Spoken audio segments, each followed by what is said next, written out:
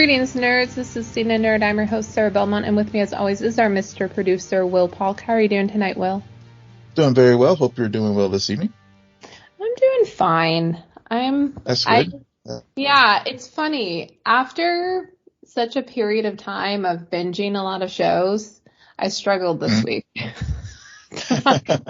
find things that would actually, like I would invest in, and I couldn't really find any, so it was a mixture of all sorts of my go-to when not able to find new thing.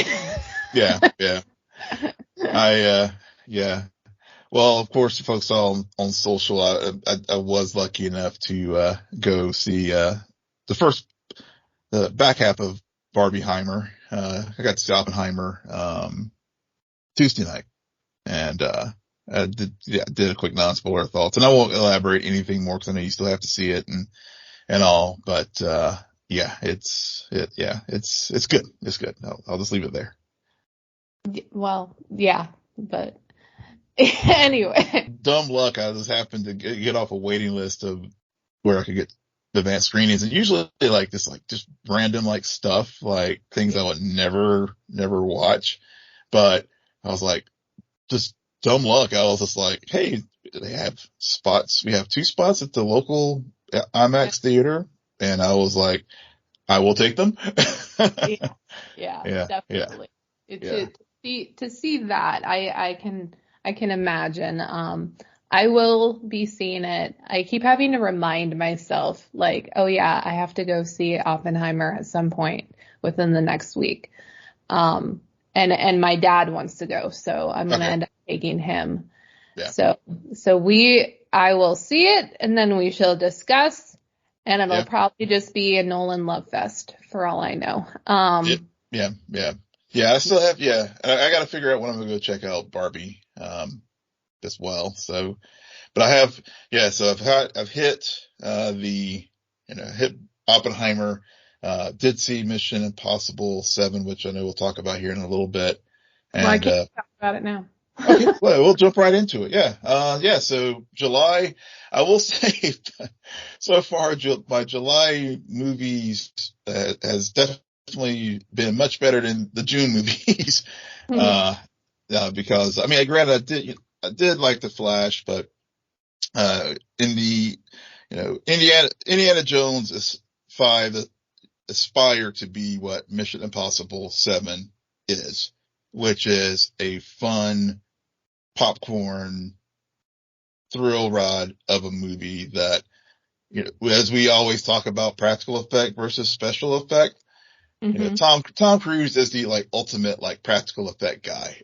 Of course, we've all seen in the advertisements, not a spoiler here at all, him jumping off a cliff, and when it finally does happen in the movie, is as awesome a spectacle that it is on a smaller screen. When you see it in the big screen, it was, the man sells out, whatever you think about him as an individual, his personal stuff and that kind of thing, whatever. The man sells out for the talent. And I think that is the authenticity of him doing these things, I think, is what I've been missing in these movies lately. Because thinking back to in the, over-reliance of de-aging Harrison Ford, The Flash we as well chronicled the issues we've talked with the CG and other things there. I think other things in the genre where it's just over-reliance now on CG. Sometimes it's just that practical effect, even thinking not to get into Oppenheimer too much, but even with that, it was just that tangible thing that you can just latch onto. And Mission Impossible does that. Is one of the things that I think I really liked the movie. It was things that stood out for me as far as the film itself, of course, Tom Cruise selling it out as always, like he always does. Clearly, you got the scenes of him running and all that kind of stuff, but he really does enjoy playing Ethan Hunt, and it comes through. And I think that is another authentic thing about these films, in that that comes across in the films. And to think about the Mission Impossible movies, I mean, they've been around since like 1996. Yeah. And had their issues. I think the second and third ones, I honestly I can't even remember, to be honest with you. But from 4 on, especially, and then with Chris McQuarrie, I think this is his 3rd film in the series now. Ever since he's taken over, they just get, I won't say, I like Fallout and Rogue Nation better than I did Dead Reckoning Part 1. I will say that. And mainly because I think, for all the cool things about Dead Reckoning, the thing that did get to me when watching it was sometimes the plot was a little convoluted. And yeah. And it was trying to do too many things, trying to get too cute. But it was still enjoyable. But I was just like, okay, I could have dialed it back a little bit and still made the point. And then also, it probably did go about 20 minutes too long. But movie days do. Yeah, everything needs to like cut back, y'all. I mean, really. But the other, Tom Cruise standout. The big standout for me in this movie was Haley Atwell. She finally in a leading role. She has the chops, the not only from the acting side, the charisma side, knowing what her role is as the other lead in the film. And it was just nice seeing her do something other than Peggy Carter and just random things here and there. It's definitely where I could see, like, Tom Cruise can't do this forever.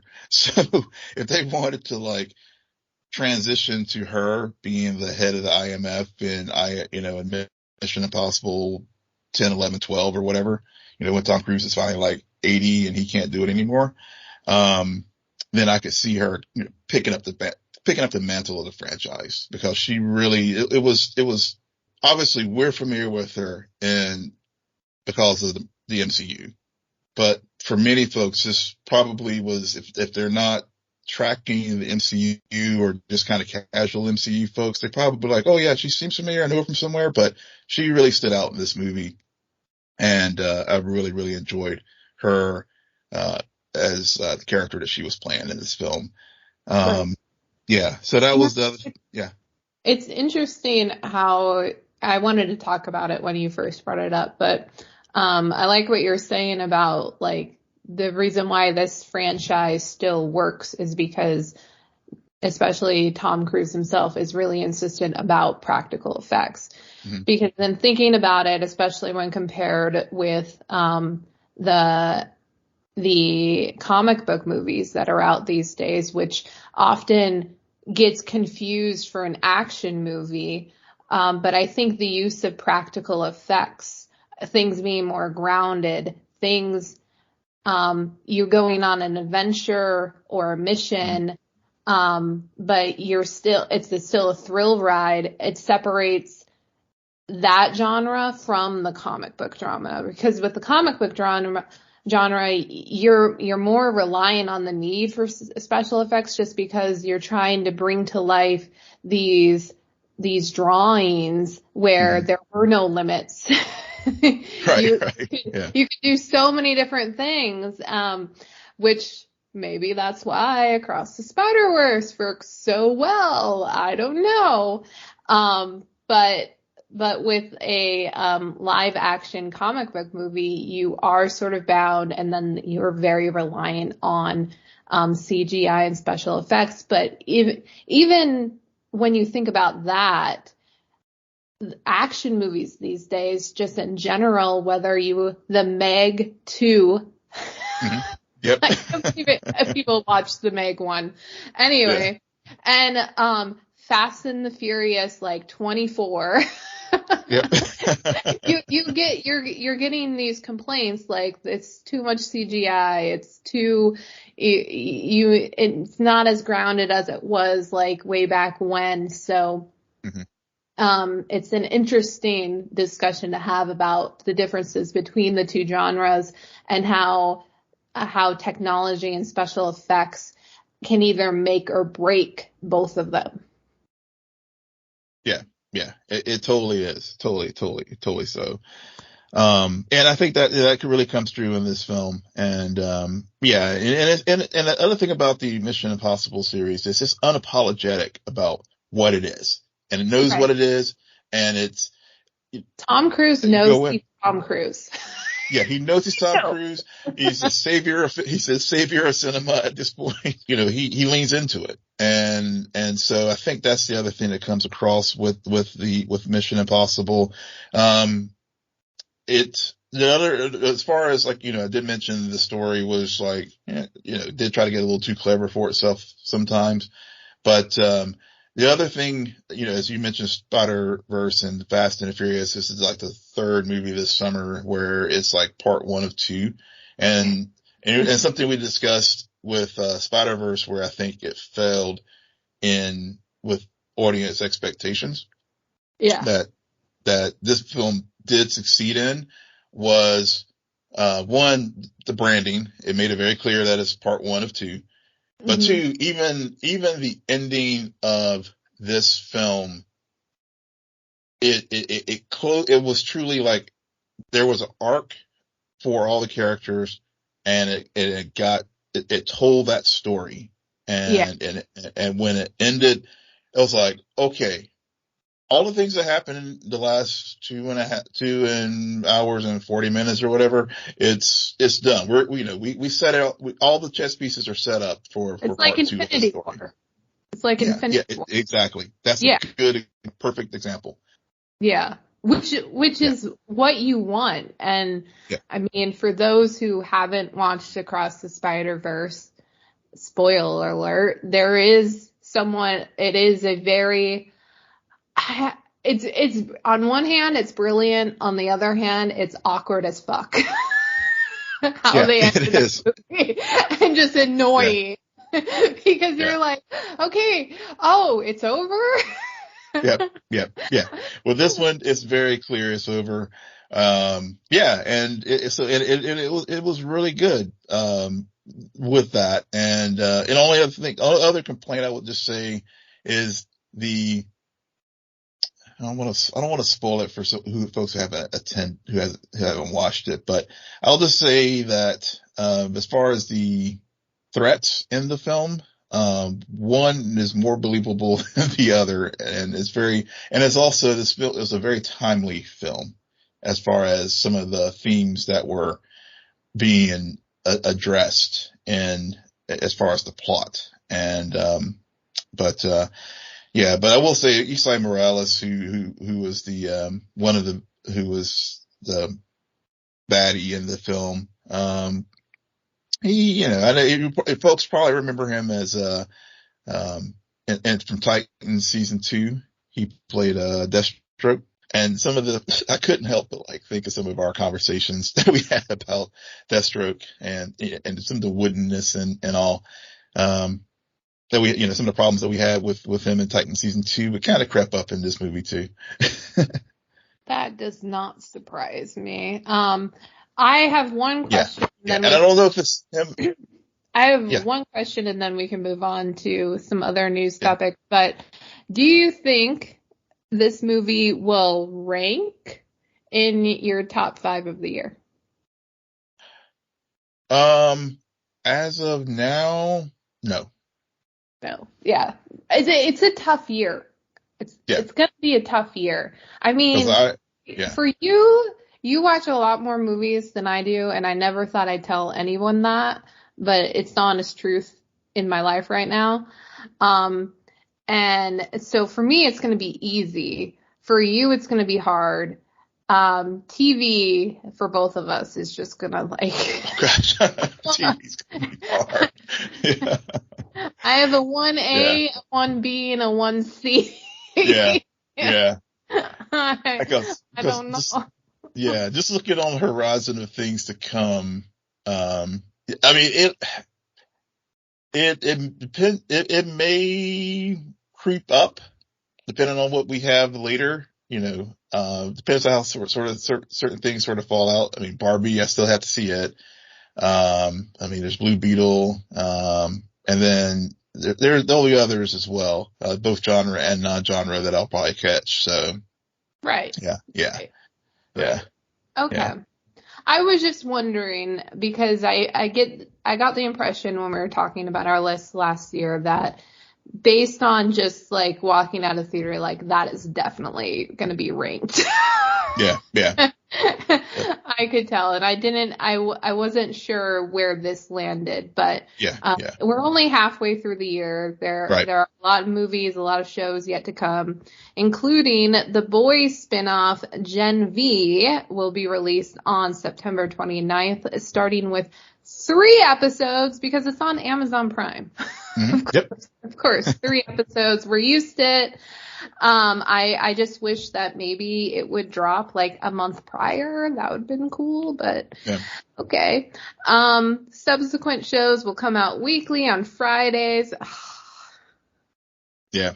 Friday's a weird day for streaming. It's like, I get it. I understand it, but this is where the whole conversation about TV eclipsing movies comes into play, because then if you like the show, it's not a Friday movie night. It's like, no, the show is airing. We're watching this. Yeah, exactly. Yep. And then for reviewing shows, it gets very clunky because if you have other shows that come out midweek and then it just becomes, okay, what's the most popular topic? Shifting schedules. Yeah. Right. But it will wrap up on November 3rd. So how many weeks is that? How many episodes? So let's see, we get the first 3 and then Friday. So I gotta do math here real fast. I don't have my calendar out. I guess 8. Is that right? Sound about right? Okay. Cool. I was excited when I saw this on the rundown, and then I quickly just was like, still no word on the next season of The Boys though. Like, Come on. I need to know when that's coming. Yeah. Which it almost feels like we're going to get a weird The Boys Christmas. Which I don't know that's an appropriate time to air that show. Boys is a summer show. Come on. Yeah. Or they may push it to 2024, depending on where things land with the strike. And it's actually 9 episodes, so I was off by 1. But I was just looking at the calendar real fast. But yeah. But you're right. I'm ready for the next season of The Boys proper. Yeah. Especially if you're going to tease us with the spinoff, that just, maybe it's good marketing because then it just gets you amped up, but it could also lose viewers if the spinoff sucks. So True. I mean, it's not like we're getting Anthony Starr in the spinoff, which when you were talking about Tom Cruise and how much he loves playing Ethan Hunt, and it's just fun to watch that enjoyment on screen. Mm-hmm. It just reminded me of all the conversations we've had about Anthony Starr. Like you're as a viewer, I fully understand. Homelander, bad. Homelander, very, very bad. Yeah. But for some reason, I don't like him because of Anthony. Like, I'm like, you're having too much fun. I like it. Yep. I totally agree. Yep. Well, speaking about the writer's strike, it's all the talk. Like in Hollywood, it's affecting so many things, including Comic-Con, which I want to start it here. Yeah, please look in your magic ball that you have, because you always predict things that come out to be true. Do you remember pre-pandemic what Comic-Con was like? Do you ever think it'll return to that state in full form? No. And it's okay. It's getting back to its roots. It's getting back to its roots as far as being an event for comics and all. And the reason why I say that, not because I don't think that, I think part of it is I think the studios adjusted during the pandemic, one. and they're putting on their own events. I mean, like, for example, think about Lucasfilms. I mean, they have Star Wars Celebration. So, I mean, a lot of things they'll sometimes will just drop big things at Celebration. I think I think the studios will still have a presence there moving forward, but, I think it's so I don't think Hall H will definitely not be like it is this year where it's, crickets, relatively speaking. But the events that we saw, I guess, in the late 20, I guess that period from 2015 to 2020, before the pandemic, where it was it a 2018, 2019 year where we just got like 30 Marvel shows or whatever that was released. I don't even remember if that was at Comic-Con or if it was one of those years, because for a while there, Feige was going to Comic-Con every other year. And he would do a lot of the announcements separately and throw his own show. Yeah. Well, there's that too. There's that. And also get into, and you're right, because as I said, studios are doing their own thing. I mean, 23, for example, which was another where they just drop a bunch of content. And speaking of Disney, I think that's also going to, with Disney, Bob Iger, talking about pulling things back. It'll be smaller number of projects that will be unveiled either at the studio standalone event or things like, Comic-Con or New York Comic-Con or, other types of events. So I think it's just moving forward. I think just the way the streaming model and studio, and whatever comes out of the strike, comes out of it.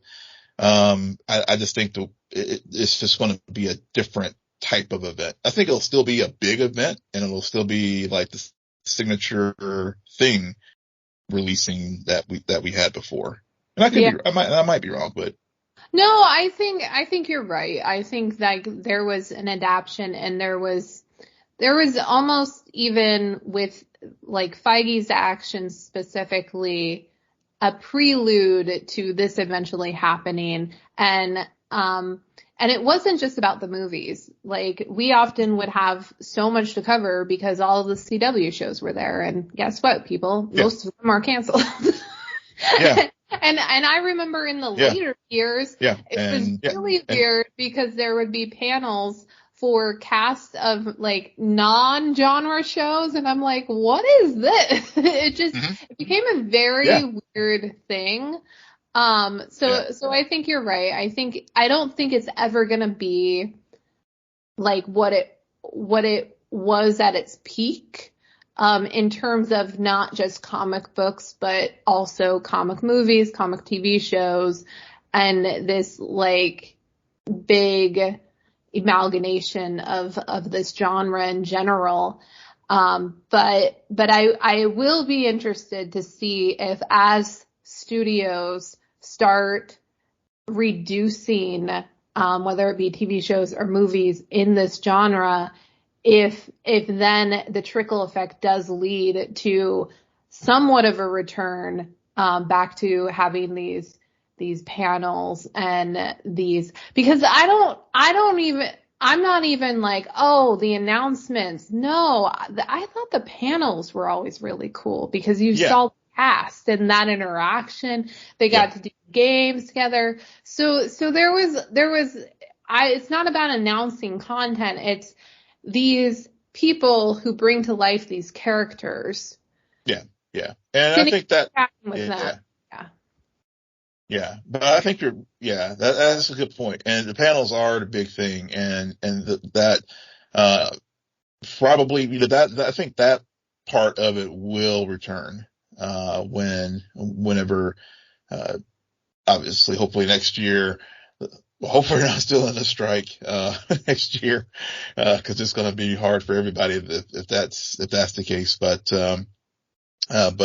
just looking at, for example, this year, there are panels. And I think, as I noted before, I mean, the event really is getting back to its roots. So it may not be, the entertainment weeklies of the world may not be covering the comic book panels, or I guess, IP panels with the big shows. But I think this year give a lot of artists and, people who are true, who all not only go there for the panels for the shows and movies, but also go there for like to meet their favorite artists and meet their favorite, and even actors who are still there, but maybe not promoting projects, but just there because, they still want to, be there, touch fans, have fan interaction, just, maybe talk about their favorite, cookie recipe. But, I think that piece of it will probably return in some form or fashion. But, just quickly looking at I think, obviously the big studios, like, all the things for like HBO not going to be there, but Max is going to have, still planning to attend and showing off some of their adult animation. So Velma season 2, DC's Creature Comforts is also going to have, have some, unveiling of content there, Adventure Time. So those are some of the things. Also I know Paramount, Star Trek, for example, is going to have, they have several booths there, and also they're doing a celebration of the animated series. It's 50th anniversary. So, and Lower Decks, I think some of the, producers for that show is going to be there. Amazon, speaking of, I mean, of course we got Gen V, but also, Invincible is going to be coming out soon. And, they're going to be giving us some updates on Invincible season 2 as far as when we can anticipate seeing it. So we'll have that. So there's things that are going on, even though, it may not be what we're used to. Peacock, NBC is going to be there, as well. And Funko, of course, revealing all the pops. So there's stuff going on, and we'll do our quick recap next week as far as anything noteworthy, especially if there's any trailers that may be released over the week. And, we can definitely, especially Invincible, hopefully we get some, some news about that, because I really like that first season of that show. They still haven't announced when it's coming back, right? Right. But they do have a Robert Kirkman, that's a Skybound, which is going to be there, and Robert Kirkman is attending. So, Amazon did unveil a poster today, as far as season 2. So I'm anticipating we'll get some footage and hopefully a release date this weekend. Yeah. Yeah, it's funny because we're about to head into August and there's not a lot to talk about right away. So I like how, then suddenly we go from not a lot to a little to like, holy shit, why is everything coming out all at once? Just the way the world works. All right. So before we get into Secret Invasion penultimate episode, you had some strike updates. Yeah. So, I know we've talked about the strike and obviously we've said it before, say it again tonight. We support both guilds as far as the Screen Actors Guild and the, Writers Guild and their efforts. This week there was really more developments as far as what was going on between the negotiations between the studios and the Screen Actors Guild, and really just wanted to just take a sort of moment. I know I posted on our socials, like I know there's been a lot of confusion in our space as far as podcasters about what we can do and what could be considered promotion and are we scabbing or not scabbing, and what can cosplayers do and all that kind of stuff. So I know I posted on our socials, a good little chart. Some people were going to Comic-Con wondering about, like, can I cosplay? And yes, you can, as long as you're not like a SAG actor and promoting a show that you work on in your costume and promoting it on a stage or something like that. That's a no. But if you're just, a fan, want to go cosplay, yeah, you're good. People like you. Fans are not in the union. Exactly. But careful with fans though, because, you don't want to be what I've been seeing on the net with some folks and not calling anybody out or shaming or whatever. Just think big picture as far as if you ever want to get a SAG card, don't scab, meaning being a non-union worker, being hired to do work for a company like promoting a movie or something like that, because SAG has been very clear that if you scab, if you strike break and you're non-union and you go, do a junket, for, or a promotional thing for, let's just say Oppenheimer or Barbie, for example, and the studio bought it and you're like promoting their thing and all, SAG has been very clear that will probably, if you have any aspirations for getting a SAG card, you probably just shot yourself in the foot for short-term views and clout as an influencer during the strike. So just don't do those kind of things. Yeah. If you are a fan, have fun. Yeah. If you are an aspiring entertainer, beware. Yeah, pretty much. You and I think we're good. We're and SAG has been very clear. Podcasters, even though, we're not like, the Christian Harloffs or John Campias or, Grace Randolphs of the world, but we are, on our own little footprint here, influencers. Mm-hmm. We're fine to do this since we're giving commentary, for example. Yeah. So, I crossing no line. Yeah. Okay. Well. But a couple other quick things. Just, I know we got to get to Secret Invasion, but, there were some things, as far as the two sides where they couldn't agree on use of AI. Of course, we know about that. But, residuals is a big thing that, is still being an issue. Another thing I saw a lot of folks, and I know I've seen some of our show listeners and followers say, oh, cancel your subscriptions to like streaming services. Just want to be clear. The SAG folks are like, nobody, SAG, WGA has not called for a boycott. Just want to be very clear on that. And at the end of the day, you don't want to boycott, because then if we stop watching everything, then it gives the studios leverage to be like, hey, these people don't care. And so be very careful about calling for boycotts and stuff like that, because we end up may hurt the people that we are trying to support and just trying to get fair pay for their work. Speaking of which, a fair pay, there's a lot of things out there too about like, not everybody's Tom Cruise. Speaking of, since we were talking about him, only 12.7% of SAG members make enough money to even qualify for the health benefits. You have to have $26,470 of income to qualify for the SAG health benefit. Many folks don't even make that. So, the average salary for an actor is only $46,000. So all these things are fighting about for pay increases and, things about being compensated and given notice for like when they have to do self-tape auditions. I know we've had, people on podcasts here talk about the self-tape process and all that kind of stuff. All those things, a lot of these folks are paying out of pocket. And so all the things that they're trying to negotiate for is some of the things that, they're advocating for, and the studios are like, shooting them down. They have made some progress. I mean, they have gotten things for like, various safety rules and other things, as part of the negotiations. But I just wanted to just sort of, flag some of those things, beyond sort of the high level things as far as AI and stuff that a lot of people know about, but some of the other things that may not be getting talked about as much, in various spaces. Yeah. All right. So, to our AI show, Secret Invasion, with their penultimate episode. What were your thoughts about this episode? It was okay.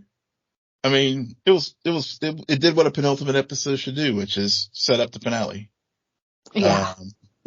And, really what it did. It just yeah. It got all the pieces together and, really what, I know we talked about this last week, just quickly, if folks missed our episode last week, I'll just say it or it's your first time listening.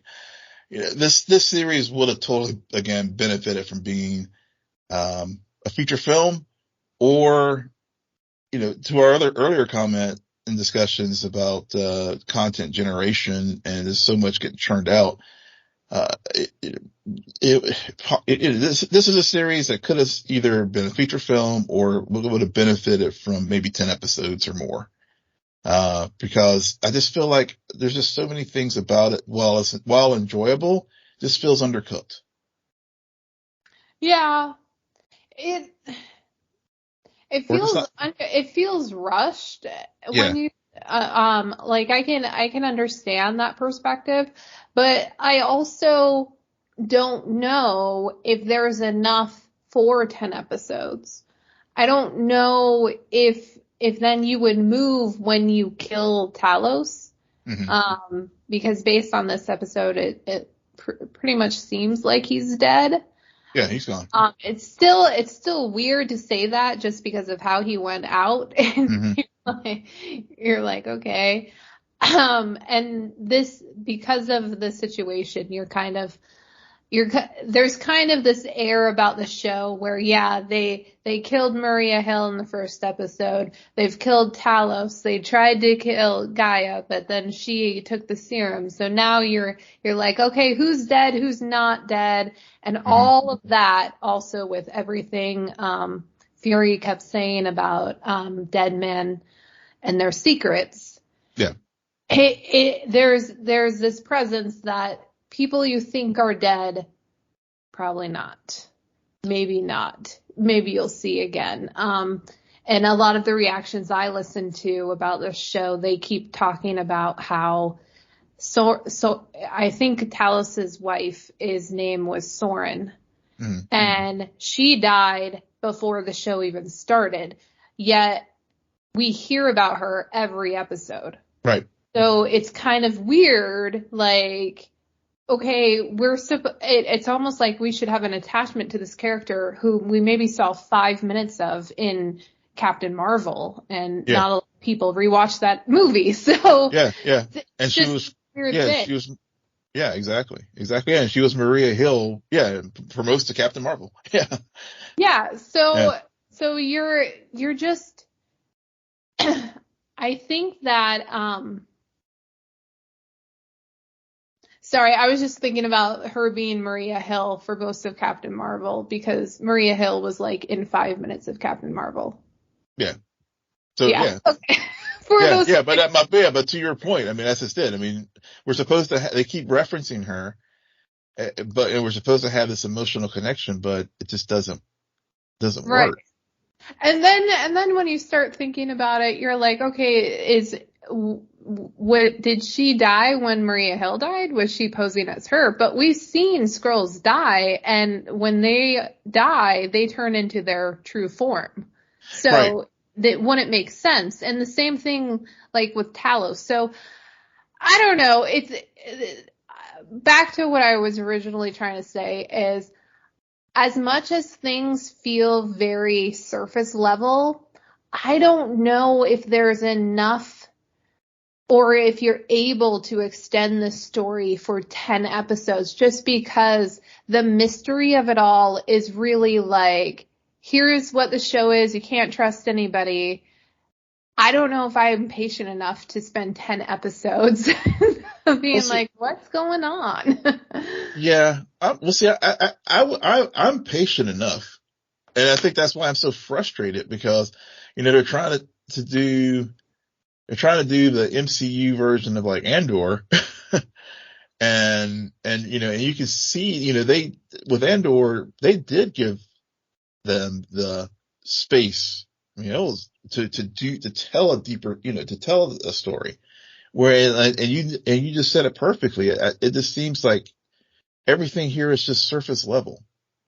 Well, but with Andor, it wasn't just about Andor. I mean, he spent 3 episodes in a jail. Yeah.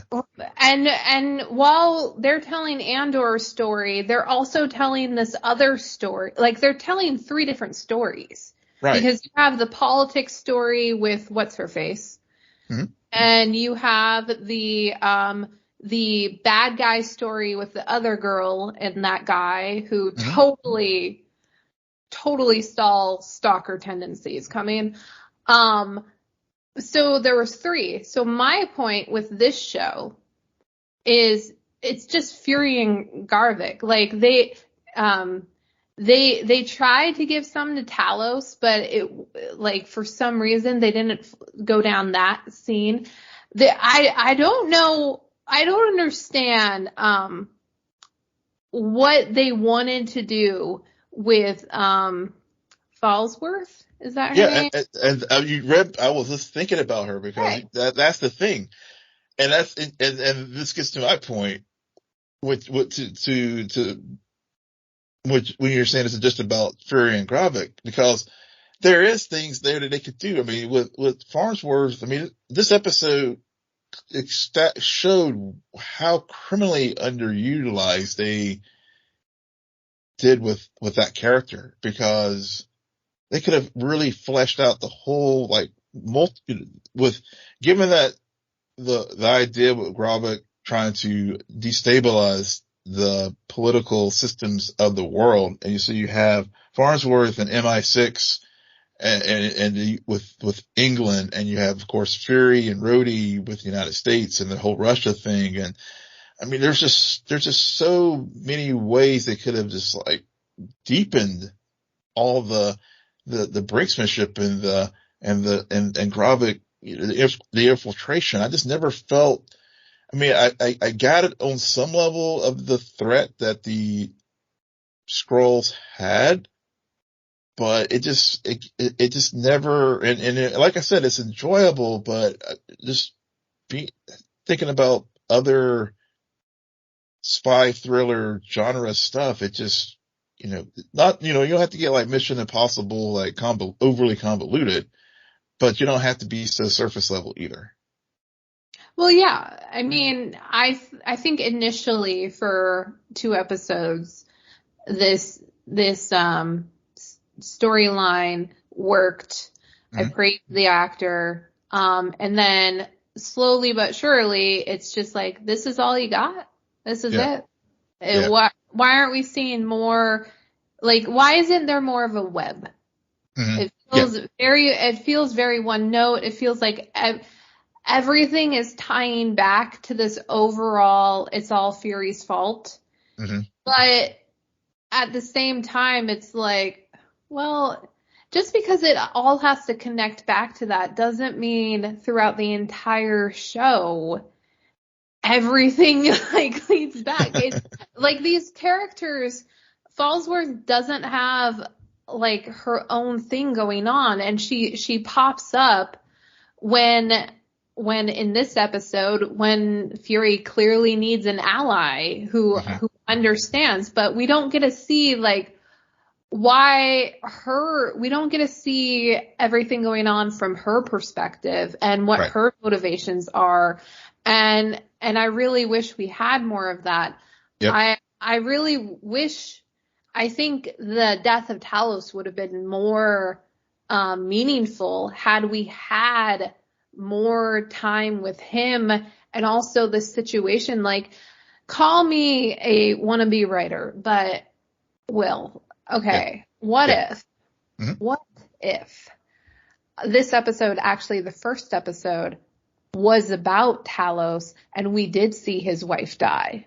Yeah. Like, and we don't see Fury until the end. Like, the final scene of the first episode is he makes a call to Maria Hill and say, you got to get him down here. Yeah. And then we go through, like, even just that, the supporting cast suddenly, and how many times do we have this discussion? The supporting cast needs to be as much like supporting the main character as also entertaining enough to, like, have their own adventure, like have their own plot. Yep. It's just so one note overall. And I'm sorry, but we're at the penultimate episode, and I still don't really understand why the snap freaked him out so much. I don't get it. Exactly. Yeah. I mean, we it's like they're telling, but it's all this, they have the exposition, exposition, but they're not showing. They're just telling. And this is one of those, show us why the snap had such an effect on him, you know? Yeah. And yeah, because you could have set that up in so many ways too. You could, to your point, like to go into the writer's room and, what I would do as far as my headcanon, show that moment from Captain, from when he snapped, and Yeah. then show when he returns. I mean, that was one of the things that worked so well with WandaVision, because we saw the post snap Rambo and how things, like, from her perspective, after being, returning to the world after being gone for 5 years, and how everything now her world has been turned upside down because, for her, the memory she has is pre-snap, but the rest of the world has moved on. And I think, again, they tell us these things, that Nick has lost a step, but they haven't done an effective job of showing how he lost a step. Yeah. And to that point, like, it's not even just WandaVision, but in all of phase 4, Mm-hmm. it talked about grief. And Mm-hmm. there was a reason why, like, WandaVision, Loki, and Hawkeye all really Hawkeye and WandaVision specifically dealt with the snap. Yeah. Like, and the trauma of that feeling, whether it's through Rambo or Hawkeye himself, Mm-hmm. who both of them, like, she was snapped, he wasn't snapped, but having his whole family gone, there were repercussions. Yeah. So, like, the more we talk about that aspect, it makes me think one of the reasons why this show isn't working as well now is because it should have been a phase 4. Mm-hmm. Like, if you're gonna preface this whole thing on Fury took the snap badly and went and hid in space, and now the Skrulls are mad at him, like, I would have bought that more in phase 4 than I do now, when I'm just like, okay, I thought we moved on from all of the snap talk. I mean, granted, this episode featured an appearance from a supporting character from Black Widow, which is another Marvel project where you're like, the timing of that does not make sense in terms of the grand scheme of everything. Yeah. You're losing momentum. Yeah. Yeah. Oh my God. This is why they should have released Loki season 2. Yep. Yeah.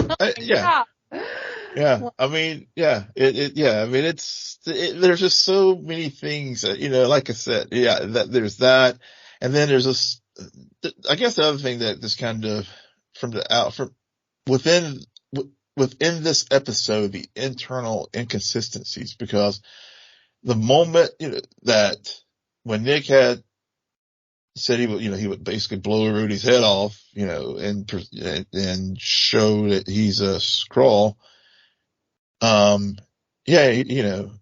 It was like, well, go ahead and do that. I'm going to release the video, but the video's already been released, and 1, 2, Fallsworth later, like, he didn't need to kill Rhodey. All he had to do was just, like, shoot him in the leg or whatever, and he, could have had the same effect. So it's just like within the show, it's just like there are just these inconsistencies that 1 or 2 times, okay, I can let it go, but it's just over time, it just starts to, like, take away from it. And to your point, I meant to say this earlier about with supporting characters.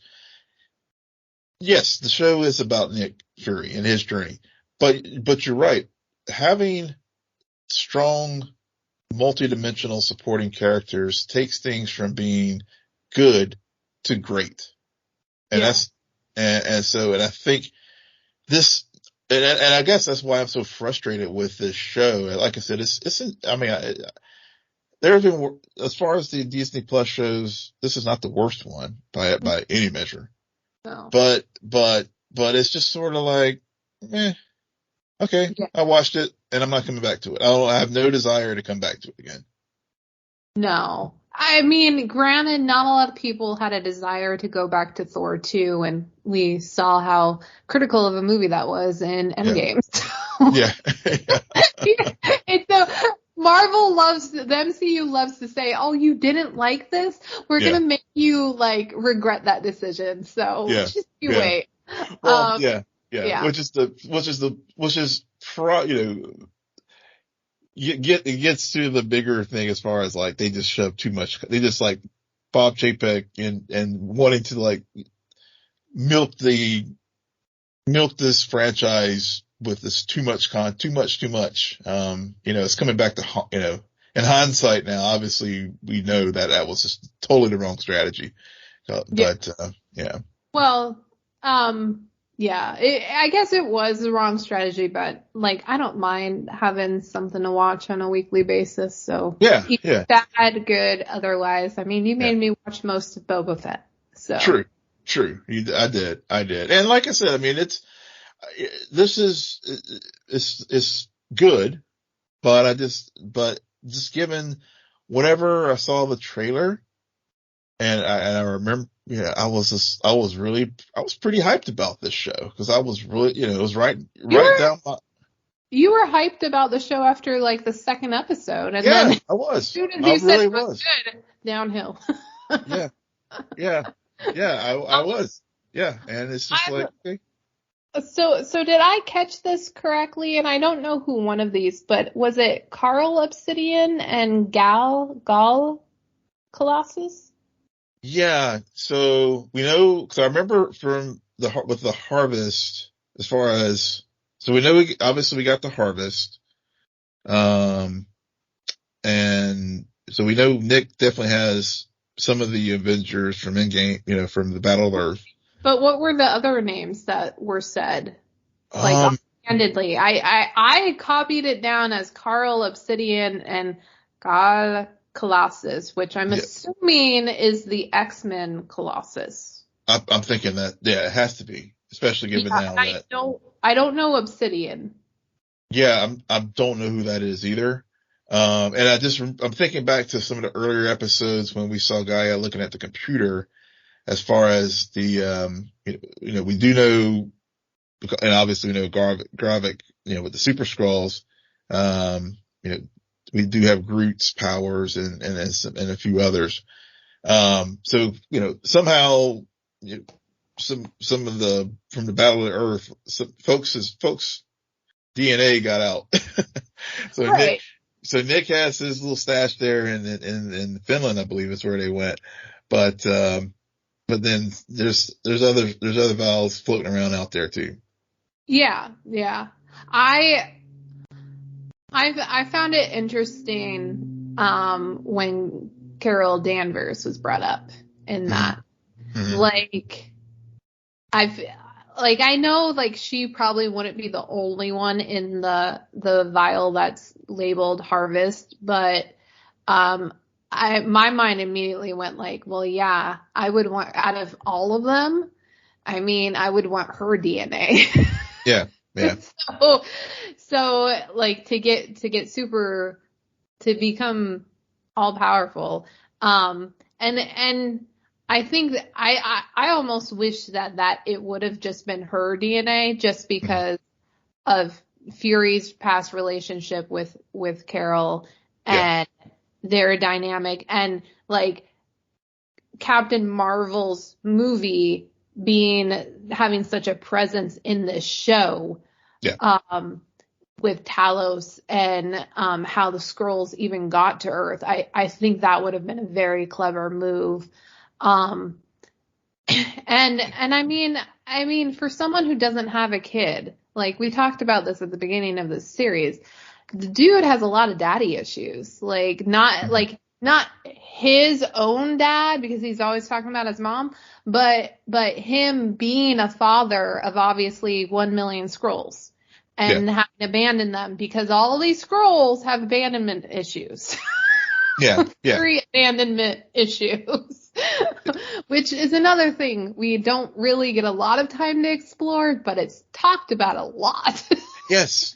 And I think that's where having more time would have helped the series. And also thinking about Nick keeping that vow, sending the Skrull agents, because, it does tie back to, like, with Talos saying, look, we made you sort to, in some regards, with helping him, climb the ladder there at S.H.I.E.L.D.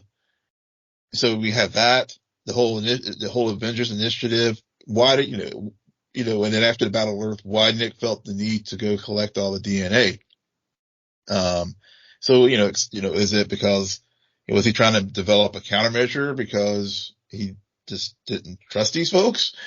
Or was it a situation where we're in a situation now where he can't, he can't trust everyone, and and so he develops a countermeasure, or needs the ability to, get to a trusted Avenger and hype them up to, fight this issue. And Fury always himself has said he has trust issues, thinking back to some of the early Avengers movies and that kind of stuff too. And so, there's just some motivations there for, like, and maybe they'll address some of that in the finale, as far as what was the whole purpose of the harvest to begin with. Well, I would hope that they did, but yeah. I mean, I'm gullible enough to believe that he did it because he knew other people would be after it. Mm-hmm. And so he has to take it. Now, why he kept it and why preserved it the way he did, that's this whole spy thing getting to his head. And countermeasure, I don't know about. Because he was, quote unquote, so shocked that there were 1 million Skrulls on Earth that I don't think he even wrapped his mind around, like, yeah, in the 90s, we're going to let these people stay here. They're not going to, like, procreate. They're not going to, like, bring others. No. It's these 5 Skrulls. What the heck? Fury was very short-sighted. Yeah. So maybe we will, but it's just, it's very interesting to have a penultimate episode of a mini-series show. I can't even really say it's a full season of TV, and still so many questions about the main character, yet I feel like every episode, like, that's all it's about. And that's frustrating. But yeah. Yeah, and shorter and shorter episodes to explore these issues. Yeah, I know. I was like, the writing strike happened way after this was produced. What's going on here? Went from a long episode really short. I don't mind it. I mean, I don't want you to meander for the sake of meandering, but very, very strange. All right. Well, we shall see what the finale holds for us next week. And on that note, Will, why don't you tell our listeners where they can find you? Yes, you can find me on Twitter at Will M. Polk, WILLMPOLK. And you can find me at SJ Belmont, SJBELMONT. Please follow our crew on Twitter at SNN Nerd. Friend us on Facebook, follow us on Instagram and Threads at scene_n_nerd, and our website, www.scenennerdpodcast.com. But most importantly, rate, follow, and comment on Apple Podcasts, Spotify, YouTube, or wherever your podcasts. Good night, Geek Out. You're welcome.